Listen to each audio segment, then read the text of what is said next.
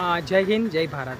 આજે હું એક એવી આશ્રમની જગ્યાએ આવ્યો છું જેની મેં મુલાકાત કરી છે અને મજા આવી છે એ આશ્રમમાં જઈને। તો એની એક તમને થોડી માહિતી આપવા જઈ રહ્યો છું। આજે હું એક જુનાગઢ જિલ્લાના મેંદરડા ગામે આવેલું ગંગેડી આશ્રમ છે। નામ સાંભળીને તમને એમ થશે કે આશ્રમ છે, ઓકે, પણ અહીંયા જે માનસિક અસ્થિર લોકો હોય છે, જે દિવ્યાંગો કહેવાય છે, એ લોકોની અહીંયા સારવારો પણ થાય છે અને અહીંયા એને રાખવામાં પણ આવે છે અને સેવા કરે છે। જે બાપુ છે આશ્રમ ચલાવનાર, એકને એના મનમાં એક વિચાર આવ્યો છે કે જ્યાં સમાજમાં એનું કોઈ નથી પણ એનું અહીંયા આ આશ્રમમાં એનું સ્વાગત કરે છે અને એ લોકોને સાર સંભાળ રાખે છે। અહીંયા બીજી મોટી વાત એ છે કે અહીંયા મેન રામદેવ પીરજીનું મંદિર છે, રામદેવ પીર મહારાજનું। એ કદાચ હું તમને આ વિડીયોમાં બતાવી રહ્યો છું। રામદેવ પીર મહારાજનું મોટું મંદિર છે।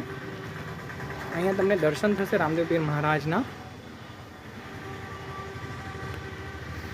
તો આ મંદિર પણ છે, ભોળાનાથનું પણ મંદિર છે અને અહીંયા 24 કલાક અન્નક્ષેત્ર પણ ચાલુ હોય છે। અને બીજી વસ્તુ મોટી તમને એ કહું છું કે એક રામા મંડળ, જે આખ્યાન કહેવાય છે, રામાપીરની જે આખી એક ઝાંખી કરાવતું, જે આખી રાતનું એક જગરાતા જે કહેવાય, તો એ પણ અહીંયા આનું એક રામા મંડળ પણ રમે છે। તો જુનાગઢ જિલ્લામાં આ મેંદરડા તાલુકાનું ગંગેડી આશ્રમ, જુનાગઢ આવો ત્યારે જરૂરથી તમારે એક મુલાકાત લેવી જોઈએ। સેમ એ લાઇક ઓફ અહીંયા જે એટમોસ્ફિયર છે એ પણ જબરજસ્ત છે। હું ફરીવાર તમને એક વ્યૂ બતાવી દઉં છું આખું આશ્રમનું। લાઈક એન્ટર્સથી અહીંયા અતિથિઓ માટે કંઈક બની રહ્યું છે। આ છે ગાર્ડન એરિયા, જ્યાં ભોજન વ્યવસ્થા પણ કરાયેલી છે અને જ્યાં એક શબ્દ અહીંયા વાપરે છે જે આપણે માનસિક અસ્થિર લોકોનું કહીએ છીએ, જ્યાં પ્રભુજી એવો શબ્દ વાપરે છે અને આ બધું એનો આશ્રમ આવેલું છે। જો અહીંયા તમે આવશો તો તમને એક અદ્ભુત જ આનંદની પ્રાપ્તિ થશે। તો જુનાગઢ જિલ્લામાં આવો, મેંદરડાથી થોડુંક જ 5 થી 6 કિલોમીટરના અંતરે આ મંદિર આવેલું છે, તો જરૂરથી મુલાકાત લેવી જોઈએ। બીજી એક મહત્ત્વની વાત એ છે કે અહીંયા બાપુના સાનિધ્યમાં ગૌશાળા પણ ચલાવવામાં આવે છે। એ ગૌશાળાના હું તમને એક વિડીયો બતાવું છું।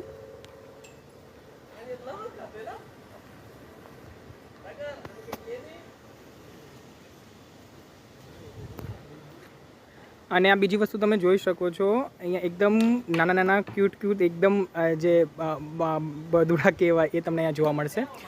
અને હજી એક વિઝિટ કરાવું છું, જે મેં આગળ વાત કરી હતી એ મુજબ, કે તમને પ્રભુજીના પણ દર્શન થશે। એ પ્રભુજી કોણ છે એ પણ તમને હું દર્શન કરાવું છું।